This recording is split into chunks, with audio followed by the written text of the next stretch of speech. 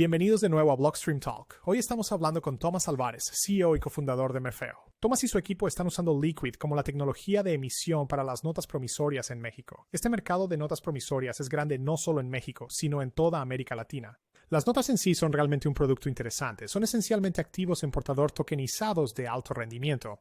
Encontré fascinante toda esta conversación porque es un producto y un mercado en los que no tengo experiencia. Y entrando en la conversación como esperaba que fuera algo emergente y de nicho, pero Tomás y su equipo ya han alcanzado una escala bastante significativa. Interactuando con la inversión estadounidense. Bancos que buscan acceso a este mercado. Es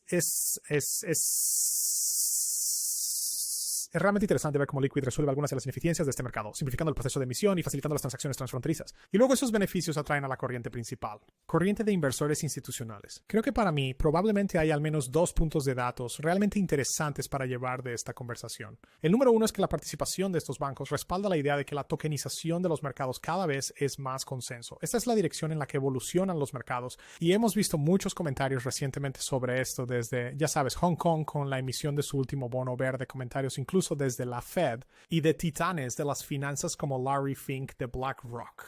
Creo que también es realmente interesante ver una validación de la tesis de que quizás incluso la mayoría de las aplicaciones realmente interesantes de la tokenización, especialmente en los mercados financieros, no está sucediendo en los Estados Unidos o Europa, está sucediendo en mercados emergentes en lugares como Asia Central y América Latina. Si encontraste útil esta conversación, no olvides darle me gusta, suscribirte y compartir.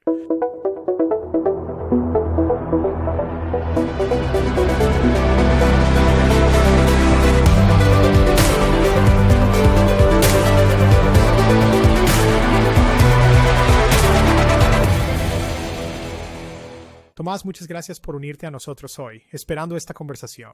Ahora, gracias por invitarme. Sí, tal vez para empezar, podríamos hacer una breve introducción a ti mismo y a Mithril y lo que ustedes están tratando de hacer. Sí, claro. Así que yo y mis cofundadores empezamos Mifiel como una solución para firmar documentos, para poder firmar un documento digitalmente. En los Estados Unidos tienes cosas como DocuSign, que funcionan muy bien para los pero en México la regulación es diferente y DocuSign realmente no funciona muy bien en México. Así que tenemos que inventar una nueva regulación, un nuevo sistema y entonces mientras lo implementamos en algún momento, llegamos al problema de los documentos que tienen que ser únicos, que son tipos específicos de contratos como notas promisorias que no es suficiente con poder firmarlas electrónicamente. También tiene que haber una manera de rastrear su singularidad y cómo se mueven entre gente, y eso es todo. Donde principalmente estamos trabajando ahora, como hacemos documentos transferibles. Bien, entonces el problema fundamental es seguir cómo se procesan estos documentos y quién necesita firmarlos. ¿Es correcto? Sí, entonces tienes eso de un lado, que es un documento que necesita ser firmado por alguna parte. Así como tienes a tu contraparte y luego estás tú y luego has firmado ellos, pero también hay documentos que necesitan ser únicos y transferibles entre personas. Así como estos suelen ser instrumentos muertos. Entonces, el documento no solo tiene que ser firmado por las personas que tienen que firmarlo, también tiene que haber un mecanismo para poder transferir la propiedad del documento digital. Lo entiendo. Entonces mencionaste notas promisorias. Quizás quieres explicarnos exactamente qué es una nota promisoria y luego qué tipo de personas están usando esas. Sí, claro. Entonces, en México y en muchos países de América Latina y países que siguen ley napoleónica en lugar de ley común que tienes cuando quieres un préstamo, el prestamista te pedirá que firmes una nota promisoria, que es básicamente un documento donde dices que vas a pagar incondicionalmente X cantidad de dinero en alguna fecha X, tal vez 3 meses en el futuro, un año en el futuro. Y entonces, cuando firmas este papel, se convierte en un instrumento negociable, lo que significa que la empresa financiera puede tomar este instrumento negociable, revenderlo a otra persona y esa persona puede volver a venderlo y luego eventualmente quien quiera que sea el último propietario de este documento, vendrá a la original, la persona endeudada, y dirá, tengo un papel aquí que dice que debes esta cantidad para esta fecha, por favor, págeme. Así que, aunque originalmente obtuviste el préstamo de otra persona, tienes que pagar a quien quiera que presente esa nota. A ti. Entonces, ¿qué tipo de personas están haciendo eso? ¿Están usando esos pagarés? ¿Son individuos? ¿Son corporaciones? ¿Quiénes son los usuarios? Entonces, En México, generalmente son las empresas financieras. Cuando prestan dinero, ya sea a personas o a empresas, la persona que recibe el dinero tiene que firmar una nota y la empresa financiera los mantiene fuera. ¿Qué tan grande es ese mercado? ¿Sabes cuán grande es? Porque supongo que esa es la medida de tu TAM, ¿verdad? Ese es tu mercado total a abordar, al que ustedes buscan obtener una parte. ¿Cuán grande es esa oportunidad? ¿Y su enfoque está en México o es, ya sabes, en toda América Latina? Así que nos estamos enfocando ahora en México. No tengo el número exacto del tamaño del mercado. Esto es algo nuevo con lo que nos topamos hace un año. La mayoría de crédito que se da es un terreno en México, está respaldado por una nota promisoria. Así que estábamos hablando de miles de millones de dólares de instrumentos respaldados por millones de estos pedazos de papel. ¿Tienes alguna idea de cuál es el tamaño promedio? Entonces, la cantidad promedio dependerá. Entonces, si estás hablando, por ejemplo, de arrendamiento en un contexto de negocios, donde están alquilando camiones o maquinaria, entonces tendrás tickets promedio más grandes, pero si estás hablando, por ejemplo, de un préstamo de día de pago, pero será una cantidad más lenta, más pequeña. Y luego tienes, no sé, como préstamos más grandes, luego tienes hipotecas.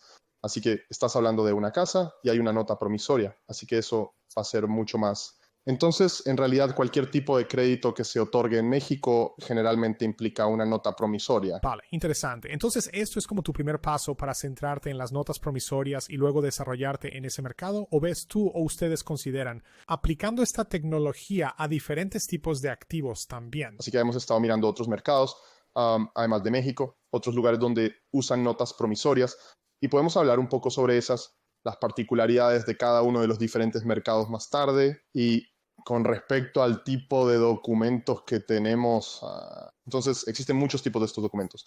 Así, las notas promisorias serían una. Luego tienes los efectos de crédito y luego tienes como las facturas de aterrizaje cuando la mercancía se descarga en un puerto y tienes muchos documentos. Solo hemos entrado en notas promisorias porque era lo más obvio y el mayor dolor. En México, debido a lo macroeconómico, situación en la que básicamente prestando solo, se secó porque algunas grandes empresas financieras colapsaron y así, pero hay muchos casos de uso que hemos estado explorando con otras partes, tipos de documentos del mundo real, y en otros países porque diferentes países los usan para diferentes cosas. Ok, entonces suena como si fueran una capa de tecnología, ¿verdad? Las capas entre estos usuarios finales, sean individuos o empresas, y luego ¿son las instituciones financieras las que hacen los préstamos o es más una cosa de peer-to-peer o ves que se desarrolla en esa dirección? Entonces, es principalmente institucional, vas a tener una institución financiera que va a prestar a la gente y luego van a agrupar un montón de esos pagarés y luego los publicamos como garantía en un fideicomiso bancario y luego recibirán fondos de un banco de inversión global para seguir prestando y el banco de inversión global tomará esas notas promisorias como garantía en caso de que la empresa financiera mexicana incumple o quiebra. Entonces, ¿cómo estás encontrando la adopción? Porque me parece que inicialmente probablemente tendrías dos desafíos. Como el primer desafío es conseguir que muchas de estas empresas comenzar a usar la tecnología, ¿verdad? Y creo que muchas de estas empresas probablemente sean tradicionales. Y la parte tecnológica de ello probablemente sea bastante intimidante para ellos. Y luego la segunda parte serían los bancos de inversión, que son notoriamente realmente lento en adoptar tecnología. Así que parece que tienes dos bastante grandes grandes desafíos en el lado de la adopción. ¿Cuál es el peor y cómo lo están enfrentando ustedes? Quiero decir, tenemos una ventaja de contexto. Como mencioné antes, desde hace un año y medio ha habido una cadena de quiebras de los mayores prestamistas financieros no bancarios en México. Estaban haciendo bonos que no están respaldados por nada y luego sí entran en default o se declaran en quiebra. Los prestamistas no recuperan nada, ¿verdad? El crédito se secó si no está acreditado con una garantía. Y entonces quiero decir, las empresas financieras necesitan seguir prestando y los bancos de inversión quieren seguir prestando en México porque tenemos tasas de interés altas en comparación al mundo desarrollado, ¿verdad? Entonces, en México estás viendo que nuestra tasa de la Fed es como del 11% ahora mismo. Ustedes son como el 5% o algo así. Por lo tanto, hay dinero que se puede ganar y por lo tanto quieren seguir prestando, pero no van a prestar sin garantías. Las discusiones por lo general con los bancos de inversión fueron como, realmente no queremos hacer esto, no queremos tocar nada que tenga que ver con blockchain, pero realmente queremos prestar en México y parece que la única forma legal de hacerlo ahora es usando esta solución basada en blockchain que has desarrollado y entonces fue más un empuje, fueron empujados a intentarlo. Bueno, ¿y cómo estás haciendo la tokenización? Supongo, ya sabes, el hecho de que estás en este podcast sugiere que probablemente estás usando. ¿Quieres hablar de cómo estás realizando la tokenización? ¿Qué estás haciendo? ¿Estás transfiriendo activos restringidos en AMP? ¿O cómo lo estás haciendo? Lo bello de estos pagarés es que se supone que deben circular en el mercado abierto, así que no tienen que estar restringidos. Y así es como lo hacemos. Emitimos activos en liquidez. Entonces, por ejemplo, una empresa dice, necesito comprar 1000, me gustan los activos únicos porque voy a emitir 1000 pagarés o voy a usar 1000 pagarés con mis clientes, así que emitimos 1000 activos únicos para ellos en líquido y luego cada vez que prestan generan una nota promisoria, ellos toman la identificación única y luego la ponen en su documento y la envían a firmar. Y entonces una vez que Sora es legal y criptográficamente vinculado al documento que firmaron, así que ahora tienes como este activo en la blockchain y luego sus tienes datos eso de mapa, que es básicamente lo que representa el activo, que es un PDF. Y entonces cuando combinas ambos es cuando tienes esto que es digital y único y puedes transferirlo y todo el mundo sabe quién lo tiene en cualquier momento. Está bien. Entonces, eso es interesante. Entonces también hay un aspecto de providencia de quién lo tiene, quién lo posee. Es como un NFT invertido, porque en un NFT tienes el activo en la cadena de bloques y luego apunta a una URL donde tienes la imagen de un mono. Aquí es lo contrario, tienes el activo en la cadena de bloques y luego en el documento digital colocas el activo y entonces es exactamente lo contrario. Y los metadatos, en lugar de ser un servidor en algún lugar donde tienes una pequeña imagen de un chimpancé, aquí tienes un PDF que es un documento legal de alguien que le debe dinero a alguien. Parece que su valor podría ser más fácil de calcular que una imagen de mono. Está bien. Adiós. Sí, nunca dejes de reírte de las fotos de los monos. Entonces, ¿qué hay de la parte regulatoria? Creo que los pagarés se consideran generalmente valores de deuda. Entonces, supongo que en la parte regulatoria, si ustedes están haciendo la tecnología, asesoramiento tecnológico, supongo, o servicios tecnológicos, entonces tú probablemente no necesites tener licencias de valores, ¿verdad? Dado que están siendo emitidos por estas instituciones financieras que tienen necesitan licencias. Sí, entonces aquí esto es donde estás como caminando al borde del cuchillo, porque si tomáramos, digamos, un paquete de esos nodos permisorios y luego los introduciremos a bolsa, eso sería una oferta ilegal de valores porque estás agrupando instrumentos de deuda y luego vendiéndolos al por menor, lo que aquí en China Eso es un valor, ¿verdad? Pero aquí parece que hay dos formas en que se utilizan estos pagarés. Uno es que los agrupas y luego los vendes a un banco de inversión global. Eso no es seguro, es un valor. Las personas, ya que son un banco global, es como un privado. Lo estás poniendo en mercados abiertos, como con la venta al por menor. Y luego algo que hemos estado haciendo recientemente es lo que hacemos, los agrupamos y los depositamos en un fideicomiso bancario y luego ese fideicomiso se coloca en la Bolsa Mexicana de Valores. Y luego pasan por el proceso de lo que sea que tengas que hacer para una OPI. Y así estos bonos, por lo tanto, se transfieren de igual a igual entre instituciones y también se transfieren al minorista a través de una IPO. ¿Cómo se maneja ahora la negociación secundaria? Un banco de inversiones comprará un montón de estas notas promisorias, las envolverán en un producto y luego las listarán en el mexicano. Bolsa de valores, algo así. No, así es como funciona. Ellos crean un fideicomiso y transfieren las notas permisorias a la confianza y luego emiten títulos de confianza, cientos, digamos, y ponen esos títulos de confianza en la Bolsa de Valores mexicana y luego tú negocias el título de confianza como fracciones de él, las negocias, pero las notas promisorias simplemente se depositan electrónicamente en el fideicomiso. Entonces, no hay un banco de inversión que lo compre, lo empaquete y lo venda. Va directamente al minorista. Está bien, genial. Entonces, los inversores minoristas pueden negociar estas cosas en la bolsa mexicana. No necesita ser acreditado o corporativo o algo así. ¿Y cómo es la liquidez? ¿Tienen una liquidez decente? ¿Negocian bien? Quiero decir, solían tener ahora con las empresas financieras quebrando no tanto, pero todavía hay liquidez porque siguen haciéndolo. Hay suficiente para entrar y salir y tampoco lo están. Eso grande, así que estamos hablando de 50 millones. 100 millones de quizás. Así que no es como si alguien fuera a venir e intentar liquidar 1.000 millones de uno de los fideicomisos, eso no sucede. No, es un buen punto. Sí, si es un activo de 150 millones o 100 millones, ¿qué porcentaje de eso crees que se negociará diariamente? Probablemente aún sea bastante escaso. Pero, ya sabes, creo que en Bitcoin y el espacio de activos digitales en general, hay una demanda de rendimiento y la gente quiere eso. Creo que hay mucha gente con alto patrimonio neto en cripto. que tienen un montón de Bitcoin, tienen un montón de Tether y si pueden invertir en algo que pueda generarles rendimientos sin completamente desgarrando su cara. Creo que hay una demanda allí y hay un poco de desajuste. Así que creo que hay una oportunidad para emparejar algo de ese rendimiento en estas cosas con estos inversionistas buscando esas oportunidades. Hay una razón por la que los mercados emergentes son tan interesantes para estos bancos de inversión, porque obtienen un rendimiento realmente alto allí y por eso tienes,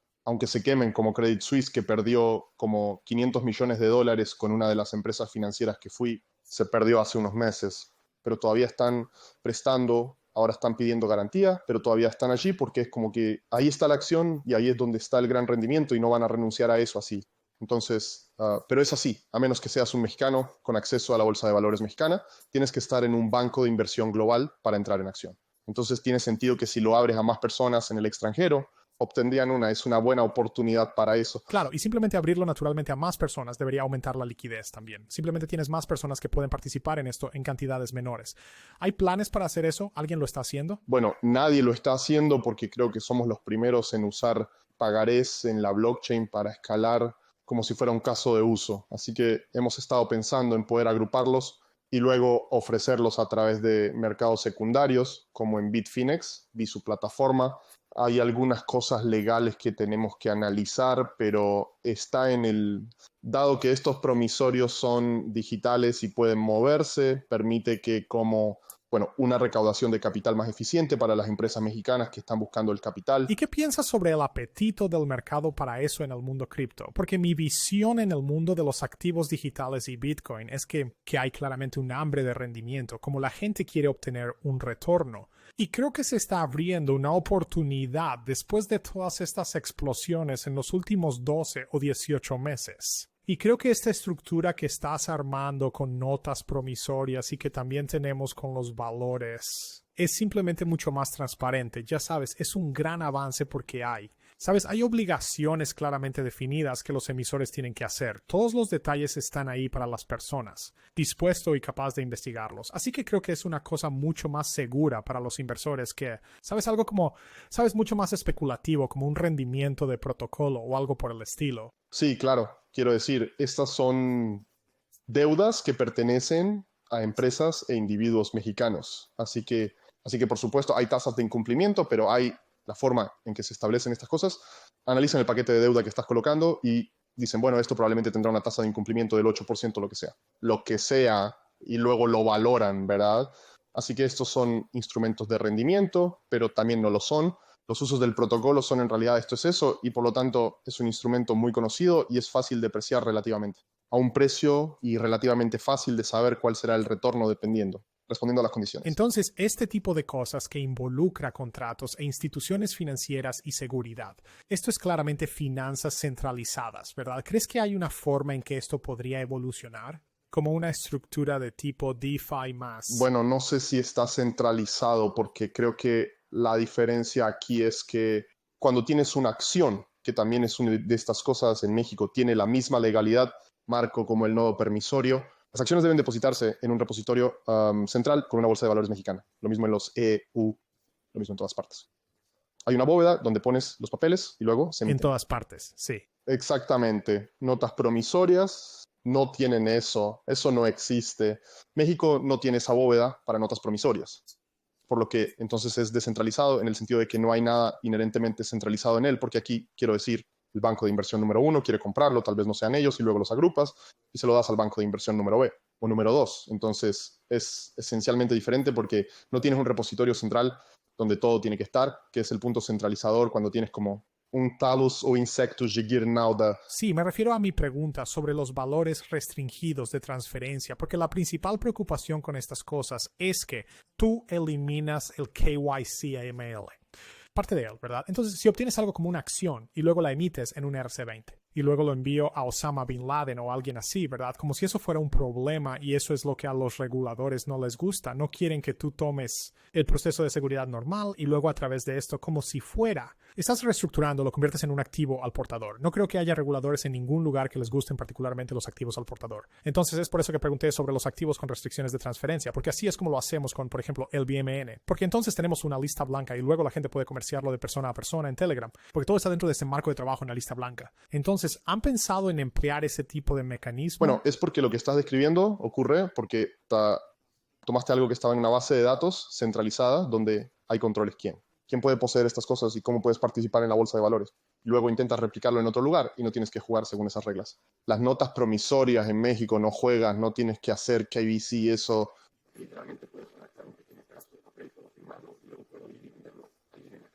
Sin KBC, sin EBR, porque no hay un repositorio de autoridad central. Así que es una garantía al portador. Es una industria de seguridad mejor. Bueno, quiero decir, tienes que nombrar a quien lo posee.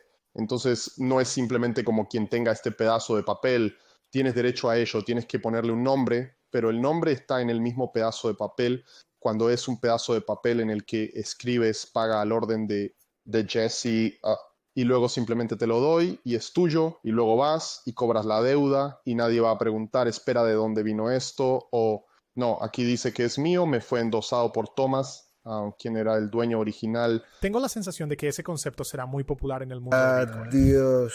Lo complicado de esto, lo complicado es que no todos los países funcionan de esta manera. Así que, por ejemplo, si tomamos a Colombia, sí tienen un repositorio central, donde todos los pagarés deben ser depositados. Y luego allí no podrás simplemente tomarlo y dárselo a alguien más. Diferentes países lo han hecho. Por ejemplo, los Estados Unidos no tienen un repositorio central obligatorio. Hay una empresa que controla el 70% es una mercadotecnia. Se convirtieron en el más grande, por lo que controlan el 70%, pero el 30% de las notas que se firman cuando obtienes una hipoteca en los Estados Unidos. Simplemente se mueven libremente y no necesitan registrarse en ninguna parte. Entonces, ¿cuántas de estas cosas tienes? ¿Cuánto han emitido hasta ahora? ¿Cuál es más o menos el valor en dólares de lo que han emitido hasta ahora? Estamos a punto de romper la emisión de 70,000 notas promisorias y se traduce en ingresos de alrededor de 220 a 230 millones de dólares. Bueno, la deuda que eso representa. Vale. Y luego presumiblemente, como dijiste, los bancos de inversión lo empaquetarán y luego lo ofrecerán como un producto a inversionistas institucionales, ¿verdad? Sí. Entonces, bueno, hay algunos bancos de inversión que simplemente las compran o prestan contra ellas para obtener un retorno sobre el dinero que tienen. Otros volverán a empaquetar y rehacer así. Bueno, como hacer más cosas de banca de inversión con ellos y algunas de estas terminarán, como mencioné antes, en la bolsa de valores mexicana y luego habrá una oferta pública inicial. Y mencionaste que el tipo de interés establecido a nivel federal en México es de alrededor del 11%. ¿Cuál es el tipo de rendimiento que se aplica a estas notas? Quiero decir, por lo general, estos bancos de inversión extranjeros van a prestar con un interés de 2 dígitos en dólares, denominados en dólares. Así que la compañía financiera mexicana, cuando golpearás su exposición y obtendrán una línea de crédito en dólares. Así que el banco obtendrá un total del 16-17% en dólares. Vale, eso es interesante. Sí, y otra cosa interesante también, sí, es que supongo que a nivel nacional ellos, no estoy seguro de si esto es un requisito o simplemente la necesidad de facto de las personas. En México, por lo que se emite en pesos. Por lo tanto, la nota promisoria se denomina en pesos, generalmente en México se denomina en pesos, pero el préstamo que se realiza contra esa letra de cambio está denominado en dólares. Por eso las empresas financieras en México tienen que conseguir futuros para ayudar, cobertura, el riesgo de que obtengan un préstamo en dólares respaldado por estos instrumentos mexicanos y luego desembolsen pesos. ¿Has explorado o crees que sería interesante hacer los préstamos solo en Tether? Como si hubiera un mercado de Tether en Mi-Omenxi RC, que es Section 1, en México mismo, pero ¿crees que habría interés en hacer eso? Porque entonces la gente está obteniendo el préstamo en dólares estadounidenses y tal vez pueden, solo con hacer eso, cubrir algunos de los riesgos de cambio con el peso, sin tener que involucrarse en contratos de futuros. Podría hacerse, pero no hay liquidez en México para Tether, así que digamos que y quieres comprar 500, digamos que vale 50 millones de dólares en permisos, obtener 50 millones en Tether no es fácil, convertir esos 50 millones de dólares en Tether a dólares o pesos en México. Entonces, quiero decir, hemos estado investigando esto, pero no es tan fácil debido a problemas de liquidez. Sí, no, quiero decir, eso sería interesante porque hay tanta demanda de dólares estadounidenses, especialmente en lugares donde hay más volatilidad de la moneda. Quiero decir, estamos preparados para satisfacer esa demanda, creo, a través de la red líquida, ¿verdad? Con USDT en Liquid. Parece que teóricamente, técnicamente es posible hacerlo. Sí, lo es. Y quiero decir, creo que llegaremos allí eventualmente porque son dólares y estas empresas financieras están buscando líneas de crédito en dólares y que la gente quiere invertir en dólares. Así que hay un partido y así hay voluntad en ambos lados. Y así que es solo cuestión de averiguar lo correcto. Camino o instrumento o sí es una forma de convertir esos tethers en dólares en las cuentas de una empresa financiera mexicana. Entonces, el tamaño promedio de la nota es de $3,000. Son exactamente $3,300. Sí, iba a decir que por el lado de la demanda, entonces me parece que probablemente se inclina más hacia las pequeñas empresas o individuos, ¿verdad? Entonces quizás el componente de pago sea mucho más largo, mucho más grande de lo que pensé. Pensé que sería inclinado hacia pequeñas y medianas empresas que están haciendo cosas de importación y exportación. Y tal vez así es como llegas a la soltera. Un número de un solo dígito en millones, pero sí es, sabes, alrededor de $3,000. Entonces probablemente es así. ¿Quién es el mayor demandante? Entonces, estás viendo esto inclinado hacia una cantidad más pequeña porque solo para, como no sé, bloquear o algo así, nuestros principales clientes en este momento son los que comenzaron, eran empresas de préstamos de día de pago. Entonces, solo distorsionó la métrica. Ahora estamos obteniendo más como empresas de leasing, factorización de facturas, a lo que te refieres con exportación, y eso hará. El promedio de cada nodo aumenta, pero acabamos de empezar con mercado, porque sucedió. Sí, no, ahí es donde está la demanda. Ok, eso es interesante. ¿Y qué es eso? Entonces, ¿qué es eso? La duración media de estas notas debe ser muy corta, entonces. Así que depende. Así que si estás hablando de préstamos de día de pago, les llamó préstamos de día de pago, pero no es exactamente la traducción en inglés. Estos son como préstamos de 1 a 2 años. Entonces, un préstamo personal de 1 a 2 años y por lo tanto estos pagares tendrán una vida útil de 1 a 2 años. Cuando hablamos de arrendamiento, que es otro de nuestros grandes casos de uso, entonces estás hablando de 4 años generalmente. Entonces es una nota que será por 4 años. Y luego, cuando realizas factorización, normalmente son unos pocos meses. Depende del caso de uso y por lo tanto diferentes nodos tienen diferentes vidas útiles. McKinsey Same. ¿Cómo se manejan las fallas por defecto? Supongo que como es un producto estructurado, todo pasa por todos los tribunales en México. ¿Y cuál es el promedio? Tasa de incumplimiento que ustedes están viendo. Entonces, vale, digamos que una compañía financiera agrupa 1,000 de estos y luego los vende a un banco de inversión estadounidense, digamos, ¿verdad? Y luego hay incumplimientos, hay más jugadores involucrados en esto, tienes los servidores de préstamos que están mirando el comportamiento de la cartera y luego cuando alguien incumple, ellos lo demandan en tribunal para hacerlos pagar. Entonces existe este mecanismo donde lo vendes al banco, pero el banco contrata a un administrador local mexicano, un gestor de préstamos, todos están en los Estados Unidos, que se encargan de demandar a la gente para recuperar el dinero que no se está pagando. Y entonces la tasa de incumplimiento va a depender del tipo de instrumento. Así que en un leasing vas a ver dígitos muy bajos. En préstamos personales vas a ver, no sé, tal vez muy el dólar, quizás número de un solo dígito alto. Entonces depende de qué tipo de...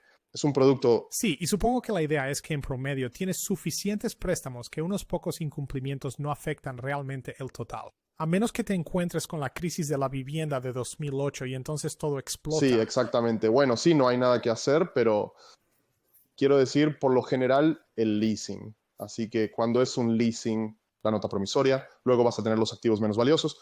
Así que ya sea un tronco o maquinaria que puedan ser retirados y luego utilizas eso para recuperar dinero. Y cuando se trata de un préstamo de día de pago, generalmente es para empleados del gobierno en México. Y básicamente es la garantía del gobierno porque nadie es despedido del gobierno nunca. Y el gobierno pagará esa deuda porque a través de los salarios del trabajador. ¿Y por qué eligieron Liquid? ¿Por qué no hicieron algo como Solana o algo así, una de estas otras cosas? Bueno, entonces hay muchos factores aquí. El primero fue que inicialmente no necesitábamos liquidez, porque cuando pensamos en este producto, Liquidioma existe, así que vivimos en monedas de colores, información específica sobre monedas de colores. Ese proyecto fue abandonado y pensamos, está bien, ahora tenemos que pensar en un proyecto que no sea abandonado tan fácilmente o tenga una comunidad más grande. B, no se considerará un valor, lo que básicamente elimina a la mayoría de ellos. Cadenas que están ahí fuera. Lana, así. probablemente un valor. EOS, muy probablemente un valor. Ethereum, tal vez un valor, no lo sabemos. No podíamos correr ese riesgo porque estamos hablando de bancos de inversión e instituciones financieras. Y como las OPIs y las estructuras de deuda. Como todos estos son personas reguladas que no quieren arriesgar su reputación usando Solana, por ejemplo. Todavía creo que la gente no aprecia completamente ese riesgo. Incluso con todas las noticias recientes sobre la SEC mirando la mayoría del espacio de activos digitales como valores no registrados. creo que la gente no aprecia completamente el riesgo en eso, especialmente si estás haciendo productos de tipo seguridad, productos tipo seguridad tokenizada, porque lo de Liquid es que no hubo una moneda ICO, no hay otra moneda asociada con ella, ¿verdad? Todo está en Bitcoin. Y así es como pagas tus emisiones y tus comisiones de transacción y todo eso. Y Bitcoin es el único que está suficientemente descentralizado, donde incluso la SEC ha dicho que no es un valor. Entonces yo creo... Eso probablemente lo obstaculizó, para ser honesto, probablemente lo obstaculizó. Adopción de liquidez, porque no había ese token asociado con él en el que puedes bombear y especular, pero a largo plazo es el camino más sostenible. Y creo que probablemente incluso ahora la gente no aprecia completamente los riesgos asociados con el uso de algunos de estos tokens tipo ICO. Por la emisión y pagos de transacciones. Y quiero decir, y también, como bien señalas, emiten su propio token y luego hay muchas subvenciones. Así que conozco proyectos que simplemente, lo vamos a introducir, bla, bla, bla, bla, bla, porque vamos a obtener subvenciones de todos ellos y suma $1 millón, ¿verdad? Así que solo están pensando en las becas. Liquid no otorga subvenciones por razones obvias, pero en nuestro caso, cuando hablamos con los bancos mexicanos, que son porque los fideicomisos tienen que ser incorporados por bancos mexicanos, y así le dices a un banco mexicano, vamos a usar esto, algo que podría ser o no ser un valor, no lo sabemos. Podría ser llamado un valor y entonces los bancos van a ser como, no podemos construir nuestro negocio, especialmente $230 millones de deuda,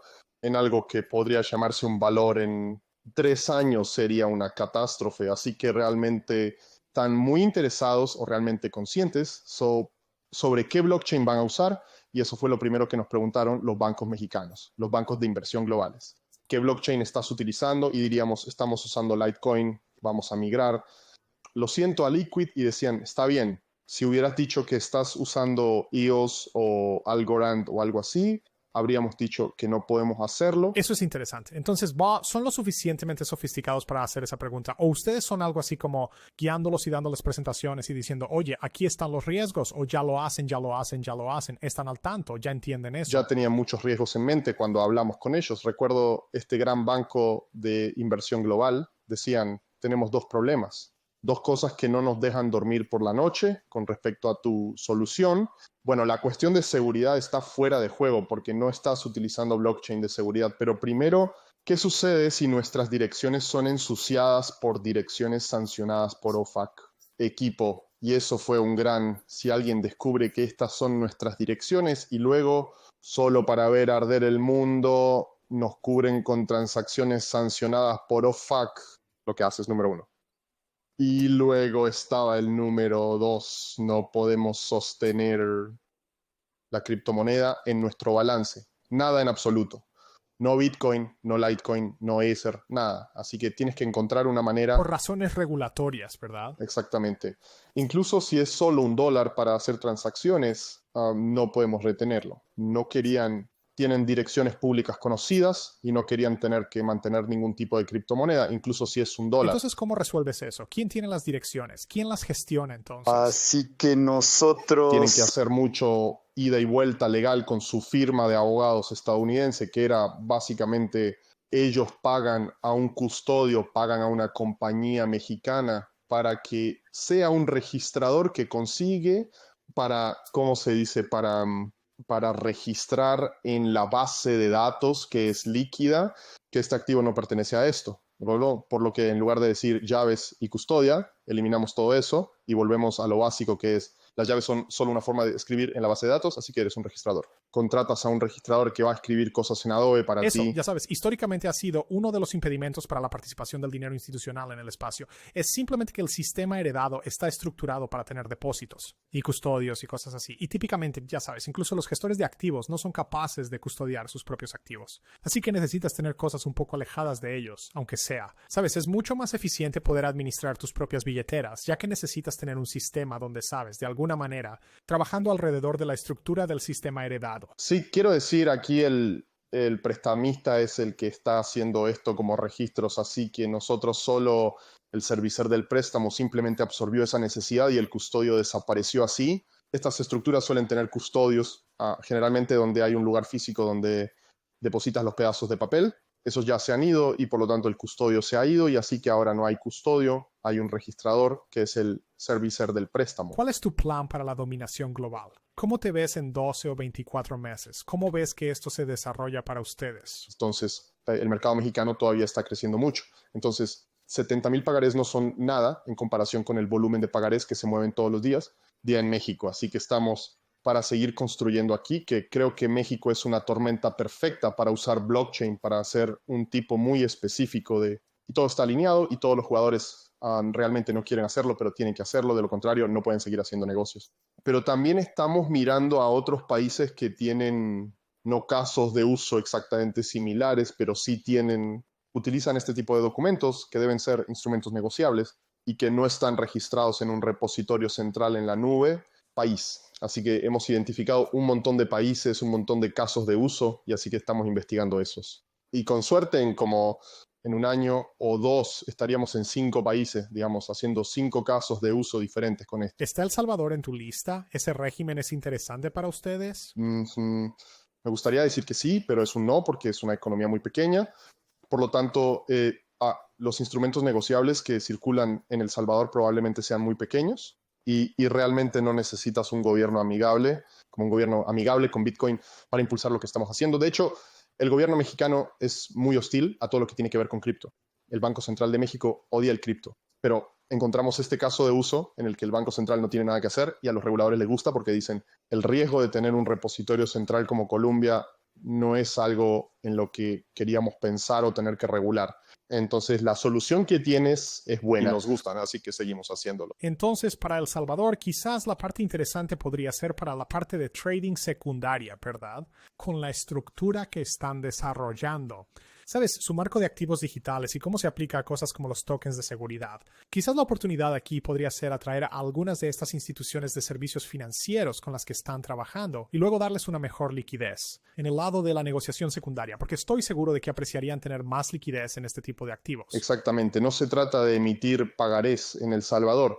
Se trata de tomar los pagarés u otras negociaciones que se han emitido con otros países y usando El Salvador como una fuente de fondos para estos instrumentos. Eso es lo que hemos estado mirando. Sí, eso es genial. Tal vez podamos tener una conversación sobre eso más adelante. Sería genial. Y vamos a descontinuar este producto porque lo desarrollamos en 2017.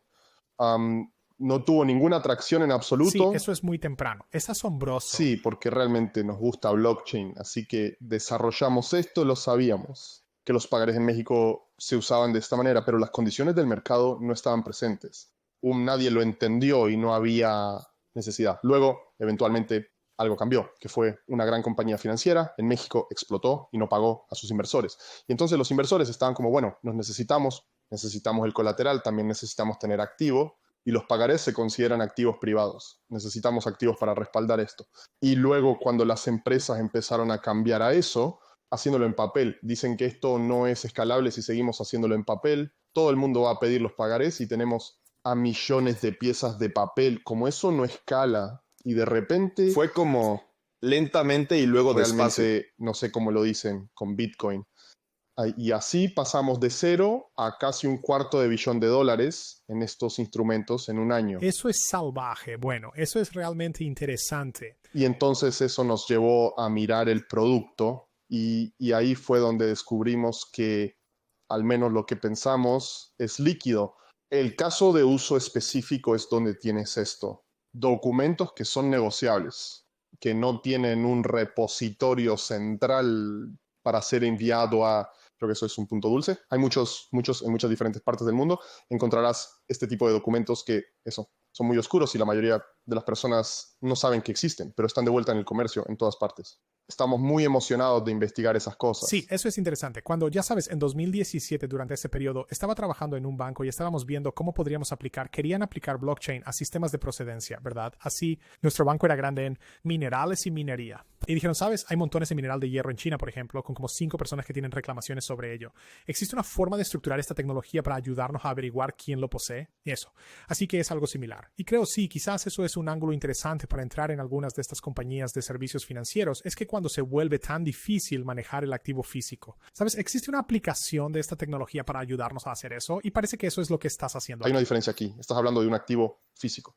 Estas notas promisorias son digitales, no son físicas. Pueden ser enviadas a El Salvador en un minuto. Porque no creo que se traduzca bien cuando tienes un activo físico. ¿Qué pasa si el activo físico no se mueve? Quiero decir, mueve el token y luego Sí, tengo el token, pero el mineral de hierro está en China. ¿Qué hago Sí, ahora? no, creo que tu caso de uso encaja mejor porque el problema con cosas como los sistemas de procedencia física es que es como C2. Sabes, todo se reduce a la entrada de datos, ¿verdad? Si hay algún error cuando las personas intentan ingresar, sabes quién posee ese material, entonces eso se transmite a lo largo de la cadena, pero lo tuyo es completamente diferente porque puede ser completamente digitalizado. Es un activo portador digital, es un activo digital de Oso que creo que la plataforma líquida es perfecto para eso porque no es algo físico, es un activo portador digital que debes transferir digitalmente sin doble gasto. Imagino que hay mucha demanda en tanto desde el lado del inversor como desde el lado de la demanda. Entonces, esto parece un lugar realmente interesante para estar. Entonces, mencionaste que tu demanda ha aumentado enormemente durante el último año. ¿Cómo ves eso? Entonces, ¿esa demanda proviene principalmente del lado del emisor o del inversor o de ambos? Las empresas financieras mexicanas, su materia prima es el dinero.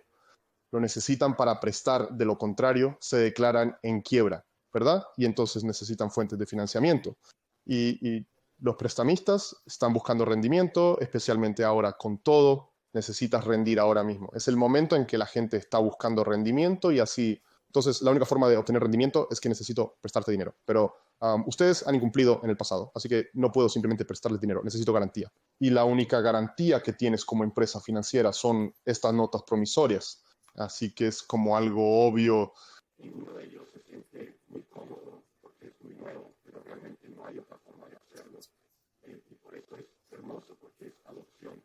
Sí, eso es algo hermoso. Y entonces, ¿pero por qué son los bancos? Porque creo que la respuesta natural de los bancos es hacer algo como JP Morgan o Goldman Sachs y desarrollar su propio clon de Ethereum. Vas a tener algún tipo de blockchain privada. ¿Y por qué los bancos en México están utilizando Liquid y a ustedes? ¿Es que no tienen los recursos tecnológicos o cuál es la razón? Porque el banco en México no decide qué utilizará la empresa financiera para emitir al papel. Entonces la empresa financiera viene al banco fiduciario, diciendo, tengo estos pagarés, necesito hacer un fideicomiso porque este banco internacional va a financiarme.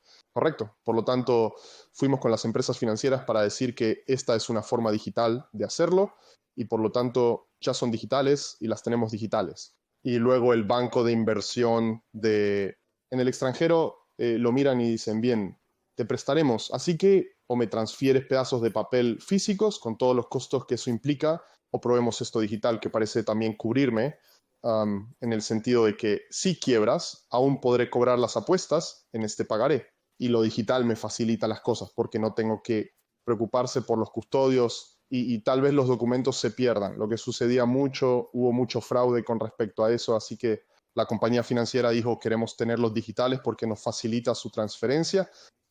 Luego los bancos de inversión dijeron los necesitamos y toleraremos que sean digitales porque entendemos que de lo contrario este negocio no va a suceder porque no es factible. Y también lo hace más barato, como con más eficiencia, es más barato que el sistema anterior. Sí, mucho. Genial, porque imagina cuando tienes estos físicos, tú tienes una empresa, ¿verdad? Y te dedicas a los préstamos a pequeñas empresas y México es un país grande geográficamente. Entonces, primero la persona tiene que iniciar sesión y luego enviarlo federalmente. Tienes que guardarlos en algún lugar, así que tienes que contratar a Iron Mountain o alguno de esos para almacenar esos, porque esos papeles son tu préstamo, los pierdes, estás en problemas, ¿no? Ya no puedes cobrar la deuda. Sí, lo sé. Es como efectivo, ¿verdad? Es como Dios, sí. Entonces tienes que asegurarte de que están muy bien protegidos y eso es caro proteger un pedazo de papel, especialmente si tienes decenas de miles de ellos. Y luego, cuando haces un fideicomiso, debes conseguir un carro blindado para ir a recogerlos. Luego, muévelos donde el prestamista diga que van a ser movidos y una vez se cancelen, tendrán que ser y luego devolver al original, a la persona. Entonces, cancelo mi préstamo, pago mi préstamo y digo, devuélveme mi nota promisoria, ya está pagado. Así que no quiero que vengas un año después e intentes, almacena ese nodo permisorio. Entonces, estos papeles se mueven por todas partes y es súper caro. Con nuestro sistema es como cha-cha-cha y luego el banco de inversión quiere 5,000 de estos instrumentos, haces un clic y luego se transfieren 5,000 y pueden ver en tiempo real cómo entran en su bóveda digital.